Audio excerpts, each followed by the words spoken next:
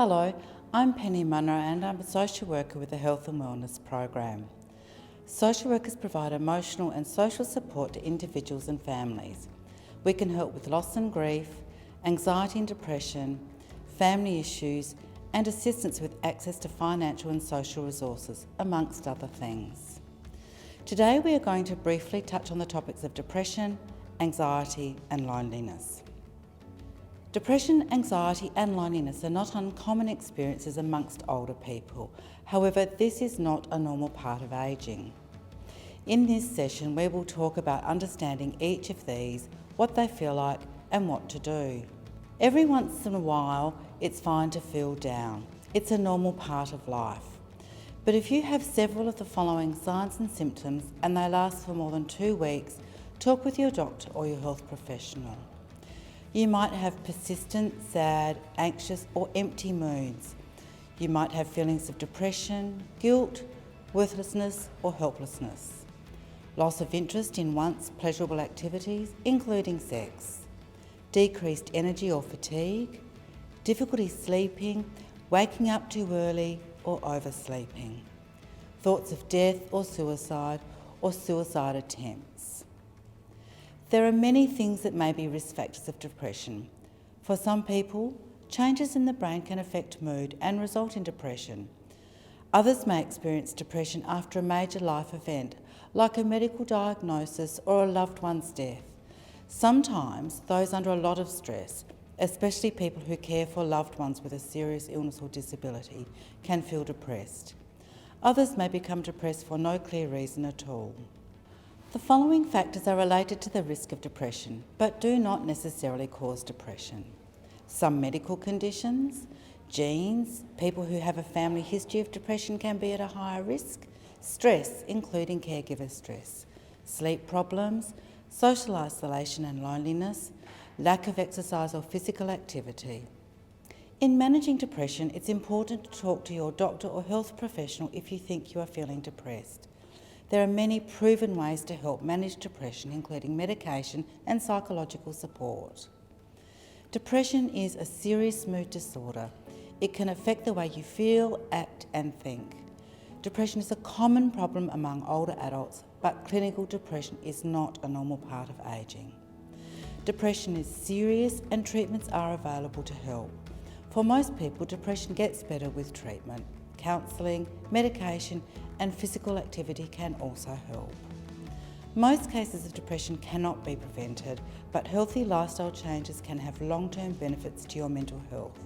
Talk to your doctor or allied health professional for ideas. And don't forget, friends and families can help. What does anxiety feel like? Adults 60 years of age and older are more likely to experience physical symptoms of anxiety than their younger counterparts. Many people experience anxiety but don't recognise it. They may be butterflies in the tummy, or a racing heart, or a mind that won't shut off as worries, and that they have felt these things all their life. It may well be that the person has been living with anxiety for a long time indeed. Along with constant and debilitating worry, older adults with anxiety often show physical signs like weakness, fatigue, restlessness, poor concentration. People may be reluctant to talk about their feelings or admit they're dealing with an emotional issue. It's important to be aware of this because older adults with anxiety tend to experience other mental health conditions like depression at the same time. Risk factors that increase the risk of anxiety in older adults include medical problems such as chronic pain and heart disease, limited functioning such as difficulty walking or getting around, loss of family or friends, financial changes due to retirement, physical, verbal, financial or sexual abuse and neglect or abandonment, and this is also known as elder abuse. The best way to manage your anxiety is to start to talk with your doctor or health professional. Anxiety responds well to the use of psychological strategies and/or medication, and practicing relaxation strategies to reduce stress can also be helpful. If you feel any of the symptoms listed earlier, talk with your doctor or allied health professional. Anxiety can be a very unpleasant experience, but it can be readily managed with the support of your health professional. Loneliness and social isolation can lead to higher risks for a variety of physical and mental conditions: high blood pressure, heart disease, obesity, a weakened immune system, anxiety and depression. People who find themselves unexpectedly alone due to the death of a spouse or partner, separation from friends or family, retirement, loss of mobility and lack of transportation are at particular risk.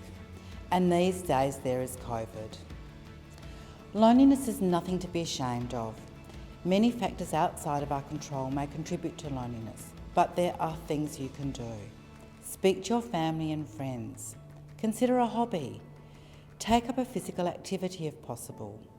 Speak with your health professional. They may well be able to link you with services or support. Consider including in your home care package social support or services. COVID fear and isolation can also add to our loneliness. Some things to try include: use technology such as online Scrabble and card games. Join a community visitor service and have a regular visitor to your home. Establish a routine at home and exercise regularly. Exercise doesn't have to be outside the house. Try meditation exercises. Keep your mind busy. Write a journal. Find a hobby such as knitting or woodwork or gardening. And don't forget pot plant gardening. Join an online book club.